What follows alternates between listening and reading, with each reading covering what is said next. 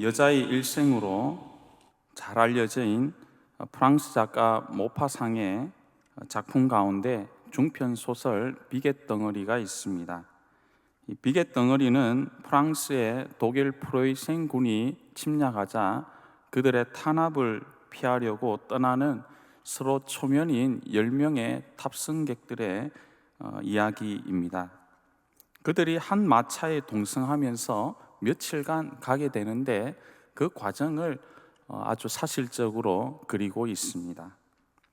마차의 탑승객은 돈과 높은 지위를 가진 세 커플의 부부가 있었고, 또 2명의 수녀와 또 1명의 공화주의자, 그리고 마지막은 비계덩어리라 불리는 매춘부였습니다. 갑작스러운 마차의 출발에 미처 먹을 것을 준비하지 못한 사람들이었습니다. 그런데 정차도 없는 아주 먼 이 마차 여행으로 인해서 시간이 가면 갈수록 많은 사람들이 심한 허기를 느끼게 되었습니다.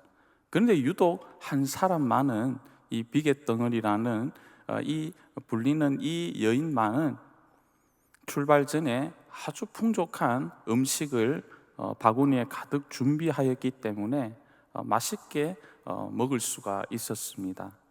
사람들이 너무 힘들어하는 모습을 보이자 마음씨 좋은 이 여인은 자기가 가지고 온 모든 음식을 아무런 대가 없이 남은 9명의 사람들에게 나누어 주며 호의를 베풀었습니다.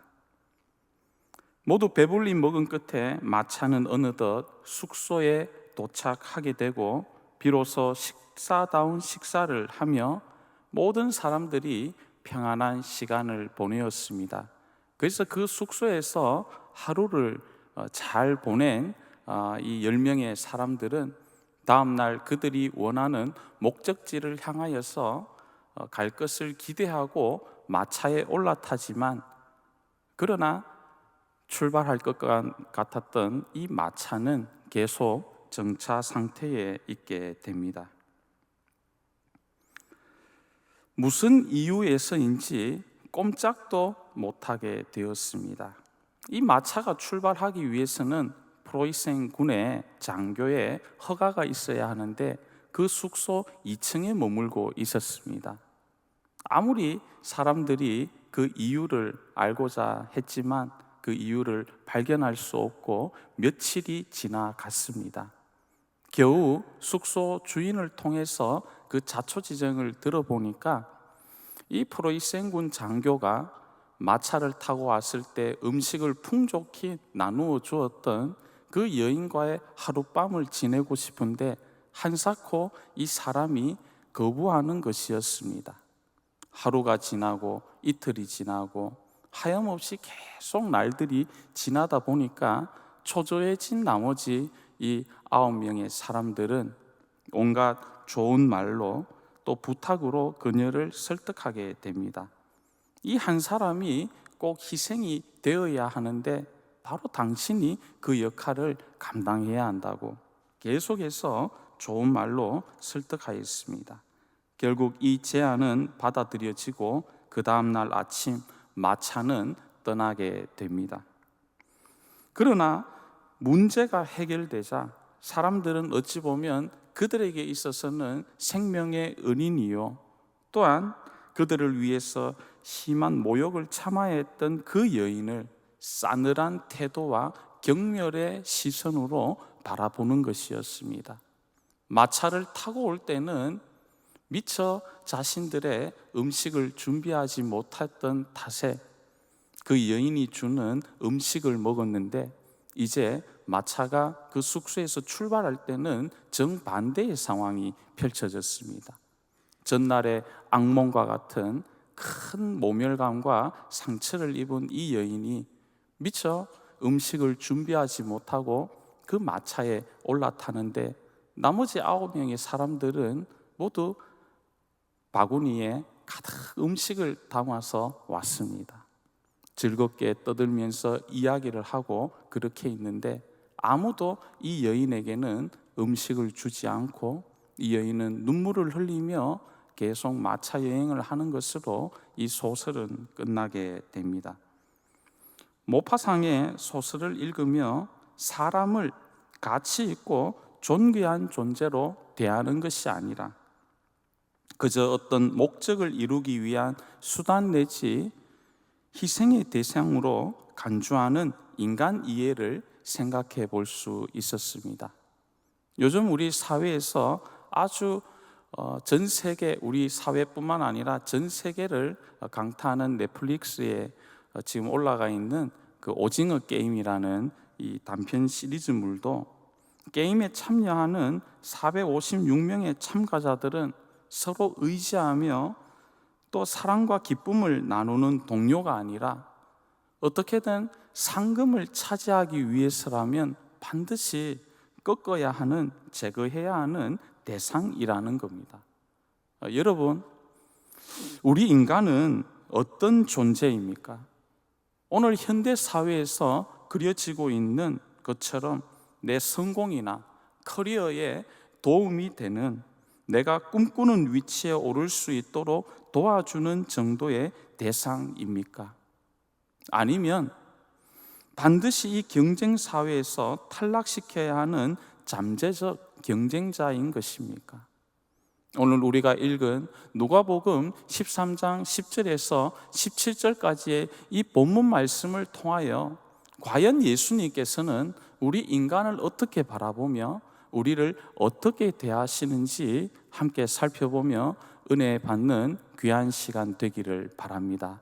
예수님께서 회당에 들어가셨을 때 마침 18년 동안 꼬부라져 귀신 들린 아주 불쌍한 여인을 만나게 됩니다.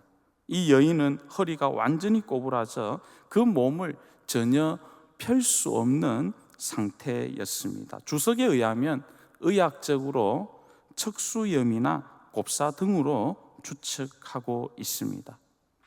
이 여인은 오랜 시간 동안 육체 질병뿐만 아니라 사단에 사로잡혀 정신적으로도 극심한 고통을 받아왔습니다.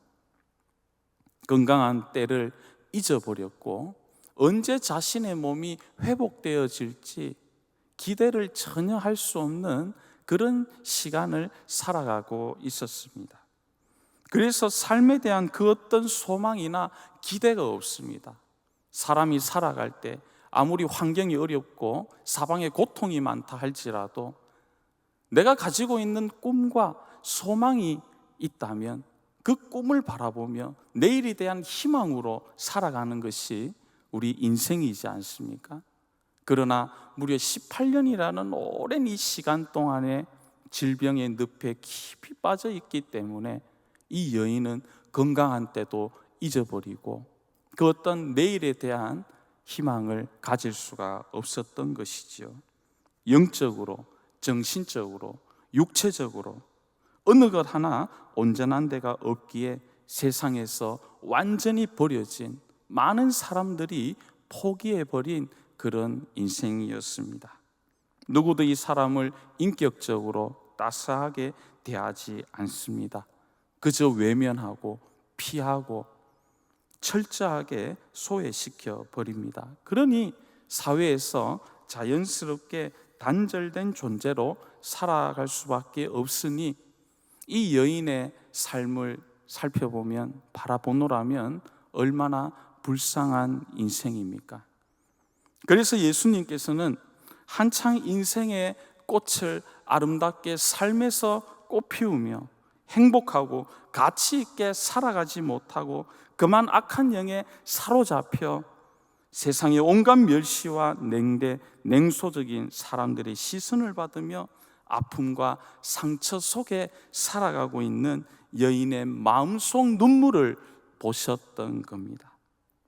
즉시 그 자리에서 안수하여 이 여인의 질병을 치료하여 주셨습니다. 예수님께 큰 은혜, 정말 기대하지 않았던 은혜를 받은 이 여인으로서 주님께 어찌 감사하지 않겠습니까? 자기의 나은 모습을 보고 18년 동안 단 한 차례도 몸을 펴볼 수 없었는데 몸을 펴서 하나님을 바라보며 하늘의 하나님께 영광을 올려드렸습니다. 지금까지 꿈과 기대 없이 살아왔는데 이제는 사람답게 존귀하게 살아갈 수 있으니 얼마나 행복했겠습니까? 17절에 보면 그 현장에 있던 많은 무리들도 이 영광스러운 일로 인하여서 기뻐하였더라고 누가는 기록하고 있습니다. 마치 내일처럼 여기는 겁니다. 내 형제가 치료받은 것처럼, 마치 내가 나은 것처럼 그렇게 기쁨을 나누며 함께 축하해 주는 것이지요. 그래서 회당은 회복의 장소, 기쁨의 장소, 은혜의 장소로 바뀌게 되었던 겁니다. 모두 주님의 치유 사건으로 감격하고 좋아하는데, 그러나 회장장은 예수님께서 안식일에 병 고치는 것에 대해서 몹시 화를 내면서 14절에 다음과 같이 말합니다. 일할 날이 엿새가 있으니 그동안에 와서 고침을 받을 것이요 안식일에는 하지 말 것이니라 하거늘. 아니 18년이라는 오랜 시간 동안 절망과 어둠 가운데에서 살아온 사람이 기적적으로 예수 그리스도를 만나서 귀신이 쫓기고 그 펴지 못하는 오랜 질병이 기적적으로 치료되었으면, 그래서 인생을 새롭게 출발하게 되면 함께 기뻐하고 축하해야 할 텐데 오히려 안식일에 병을 고쳤다고 화를 내고 치료해 주신 예수님을 많은 사람들 앞에서 공개적으로 비난했던 겁니다. 과연 이 회당장의 마음에는 사람에 대한 아픔에 대한 그런 공감이 있었는지 생각해 보지 않을 수 없습니다. 오로지 이 회당장에게 중요한 것은 한 사람의 인생이 새롭게 회복되며 새롭게 시작하는 것보다는 오로지 율법에 매여서 안식일을 지키는 것이 가장 중요했던 것입니다. 여기에서 우리는 회당장과 예수님의 사람을 바라보는 관점, 즉 인간관이 다르다라는 것을 엿볼 수가 있습니다. 먼저 회당장으로 대표되는 당시 유대의 종교 지도자들, 이런 사람들은 세상적 기준에 따라서 사람을 판단하고 있음을 여기서 발견하게 됩니다. 세상 사람들은 대체로 사람을 볼 때 평가하는 기준으로 어떤 것을 봅니까? 이 사람이 건강한지, 젊은지, 얼마나 소유했는지, 어떤 공동체에 속해져 있는지, 또 얼만큼 능력이 있는지, 이러한 눈에 보이는 가치에 따라서 평가하고 생각하지 않습니까? 회당장도 이런 평가 기준으로 본다면 귀신 들리고 꼬부라져 있는 이 여인은 아무리 생각해도 세상에 쓸모없는 존재라는 것이죠. 그러니 15절에 기록된 말씀처럼 이 여인은 소나 나귀보다도 덜 귀한 존재로 생각되었던 것입니다. 그러나 예수 그리스도는 이 여인에게서 두 가지를 보시고 있었습니다. 첫 번째는 그 안에 있는 하나님의 형상인 아브라함의 딸을 보셨습니다. 우리가 주목해야 할 단어, 하나님의 형상입니다. 이 세상에 살아가는 모든 사람들은, 저와 여러분도 포함해서 모두 다 하나님의 형상으로 지음받은 줄로 믿습니다. 거룩한 하나님의 형상이라는 겁니다. 우리 인간이 왜 가치가 있습니까? 왜 인간의 존엄성이 있는 것입니까? 하나님의 형상으로 지음받았다는 그 자체만으로도 우리 사람들에게는 존귀한 가치가 부여되는 것이지요. 사람이 하나님의 형상으로 지어졌다는 인식을 하고서 사람을 볼 때 누가 그 사람을 폄하하고 또 비천하게 여길 수가 있는 것입니까? 아무리 배우지 못하고, 아무리 질병 가운데 있고, 아무리 외모가 탁월하지 않다 할지라도, 그럼에도 불구하고 배우지 못하고 가지지 못하고 누리지 못하고 낮은 자리에 있다 할지라도 하나님의 형상으로 지음받았기 때문에 그 자체로서 존중받고 사람으로 대함받을 가치가 있다라는 것입니다. 우리 하나님께서는 이 귀신 들려 18년 동안 버려진 이 여인 안에 있는 하나님의 형상인 아브라함의 딸을 제일 먼저 보셨습니다. 두 번째로는 주님께서 은혜를 베푸셔서 자유하게 하신 뒤에 그 후에 나타날 의젓한 아브라함의 딸을 보셨습니다. 이처럼 우리 예수님은 소리 지르고 귀신에 붙들린 병자를 보신 것이 아니라 그 속에 있는 깨끗한 하나님의 형상, 아브라함의 딸을 보셨습니다. 이것이 바로 우리 예수님의 인간관이라 할 수 있습니다. 이처럼 한 생명을 너무나 소중하게 존귀하게 여기시는 예수님을 통해 한 사람이 새로운 인생의 발걸음을 내디딜 수 있었던 것입니다. 저는 누가복음 13장에 오늘 본문을 중심으로 이 말씀을 준비하면서 마음 한편이 참 따뜻해지는 것을 느낄 수가 있었습니다.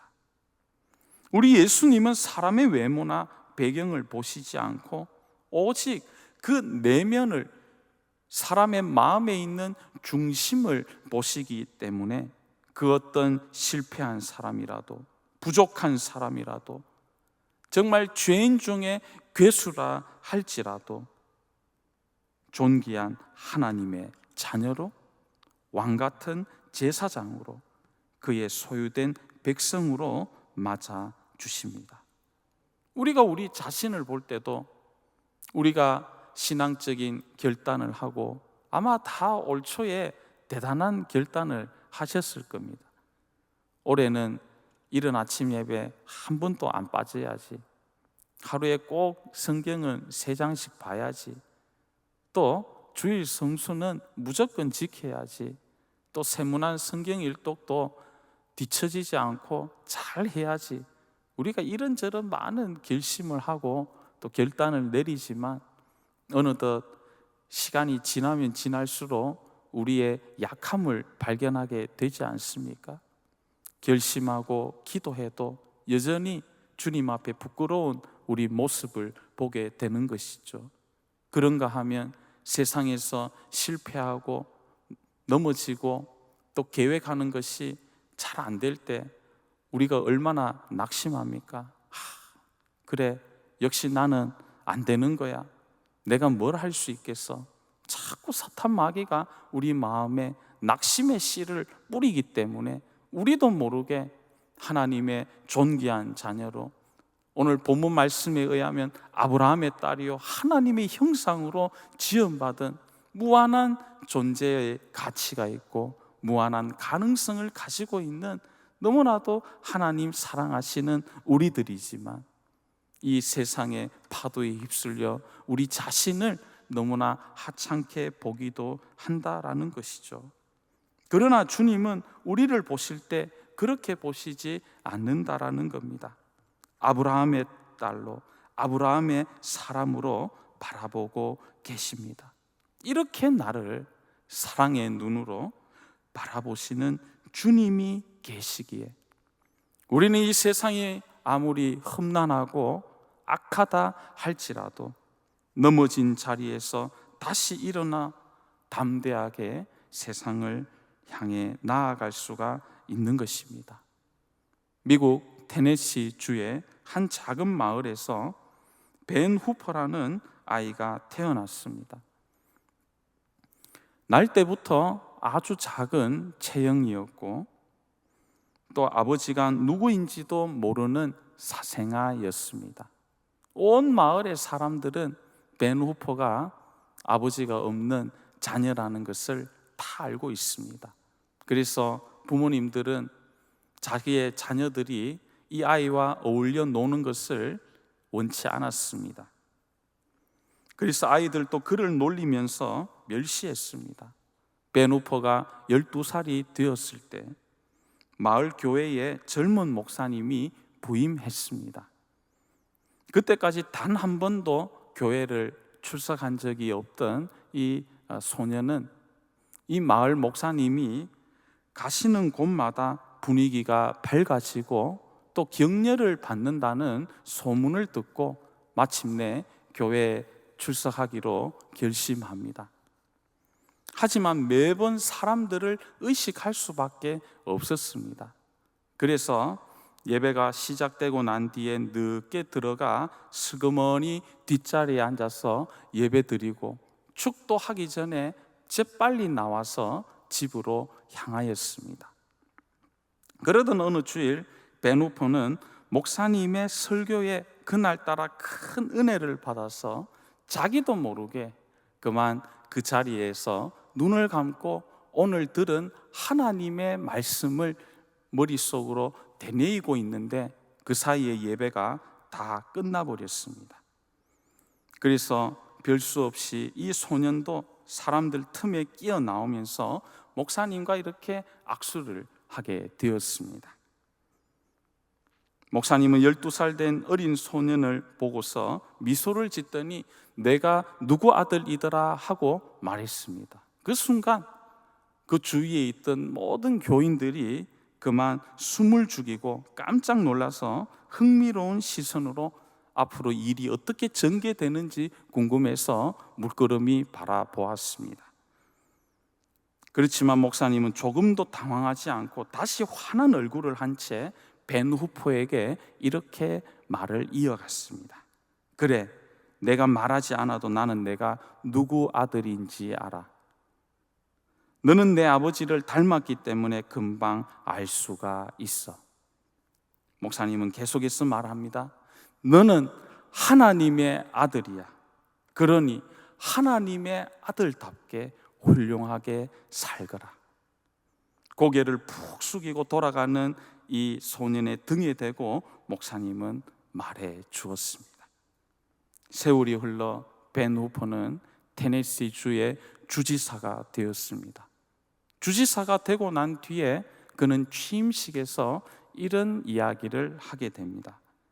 그때 그 목사님을 만나서 내가 하나님의 아들이라는 말을 듣던 그날이 바로 테네시 주의 주지사가 태어난 날입니다.